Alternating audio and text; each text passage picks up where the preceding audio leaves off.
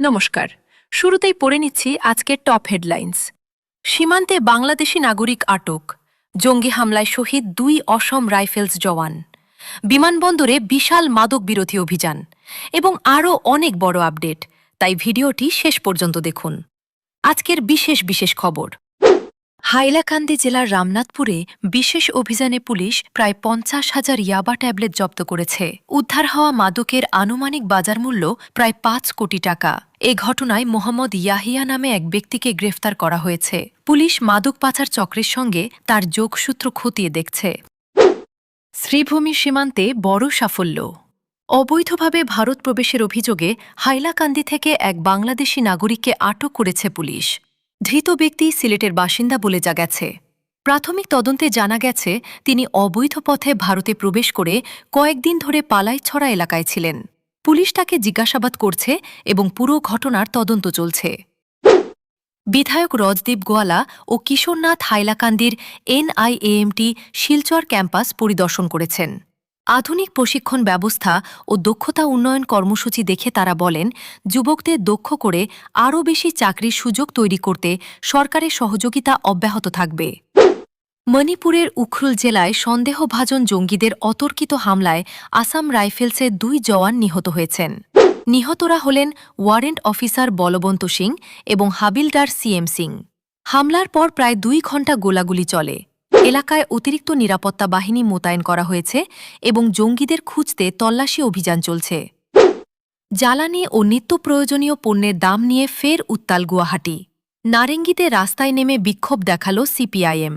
Petrol, diesel ও এলপিজির দাম কমানো, রান্না গ্যাসের ঘাটতি দূর করা এবং নিত্য প্রয়োজনীয় পণ্য ও জীবনরক্ষাকারী ওষুধের দাম নিয়ন্ত্রণের দাবি জানায় দলটি। বিক্ষোভে সরকারের বিরুদ্ধে মূল্যবৃদ্ধি নিয়ন্ত্রণে ব্যর্থতার অভিযোগও তোলা হয়। গুয়াহাটির লাতাশিল থানায় এক যুবক বিজেপি যুবনেতা অভিলাষ দত্তের বিরুদ্ধে এফআইআর দায়ের করেছেন। অভিযোগ, গাড়ি ওভারটেক করাকে কেন্দ্র করে বচসার পর অভিলাষ দত্ত তাকে মারধর করেন। তবে সব অভিযোগ অস্বীকার করে দত্তের দাবি, ভাইরাল ভিডিওতে ঘটনার পুরো সত্য দেখানো হয়নি। তার অভিযোগ, অপর গাড়িচালকই বেপরোয়াভাবে গাড়ি চালাচ্ছিলেন এবং তার গাড়িতে ধাক্কাও লাগে। পাল্টা তিনি চন্দমারি থানায় অভিযোগ করেছেন। এখন 2 পক্ষের অভিযোগ খতিয়ে দেখছে পুলিশ। আসামের শিবসাগর অবৈধ গবাদি পশু পাচারের বিরুদ্ধে অভিযানে 7টি গরু উদ্ধার করেছে পুলিশ।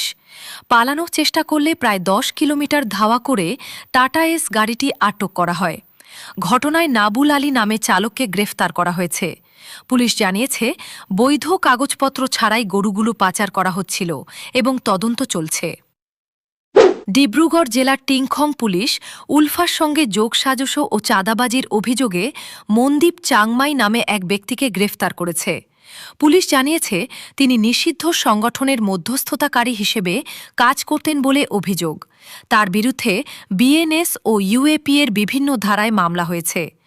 আদালতে তোলা হলে তাকে বিচারিক হেফাজতে পাঠানো হয়েছে। প্রধানমন্ত্রী নরেন্দ্র মোদী 6 থেকে 11 জুলাই পর্যন্ত 5 দিনের সফরে ইন্দোনেশিয়া, অস্ট্রেলিয়া ও নিউজিল্যান্ড যাচ্ছেন। সফরের লক্ষ্য ইন্দো প্যাসিফিক অঞ্চলে কূটনৈতিক, অর্থনৈতিক ও কৌশলগত সহযোগিতা আরও জোরদার করা। এই সফরে প্রতিরক্ষা, বাণিজ্য, বিনিয়োগ, প্রযুক্তি ও শিক্ষা নিয়ে উচ্চ পর্যায়ের বৈঠকের পাশাপাশি 3 দেশেই প্রবাসী ভারতীয়দের সঙ্গে মতবিনিময় করবেন প্রধানমন্ত্রী। ভারতে প্রথমবার চালু হচ্ছে নতুন রক্তভিত্তিক ক্যান্সার স্ক্রিনিং টেস্ট। একবারের রক্ত পরীক্ষায় 10 ধরনের ক্যান্সারের সম্ভাব্য লক্ষণ প্রাথমিক পর্যায়ে শনাক্ত করা যাবে। জাইডাস লাইফ সায়েন্সেস ও অ্যাপোলো হসপিটালস এই পরীক্ষা চালু করছে। তবে এটি চূড়ান্ত রোগ নির্ণয়ের পরীক্ষা নয়, প্রয়োজনে আরও পরীক্ষা করাতে হবে। বড় সাফল্য ইডির। প্রায় 1500 কোটি টাকার আন্তঃসীমান্ত সুপারি পাচার ও অর্থ পাচার চক্রের পর্দাফাশ করেছে Enforcement Directorate ED. Assam, Mizoram, Paschimbanga ও উত্তরপ্রদেশে একযোগে তল্লাশি চালিয়ে 1,30,00,000 টাকা নগদ, গুরুত্বপূর্ণ নথি, ইলেকট্রনিক ডিভাইস এবং 33টি ব্যাংক অ্যাকাউন্ট জব্দ করা হয়েছে। তদন্তে জানা গেছে, মিয়ানমার থেকে অবৈধভাবে সুপারি এনে জাল জিএসটি বিল ও ভুয়া কোম্পানির মাধ্যমে কোটি কোটি টাকা পাচার করা হতো। এই চক্রের সঙ্গে জড়িতদের খুঁজে বের করতে তদন্ত আরও জোরদার করেছে ইডি। ভিডিওটি ভালো লাগলে অবশ্যই লাইক, শেয়ার এবং সাবস্ক্রাইব করতে ভুলবেন না।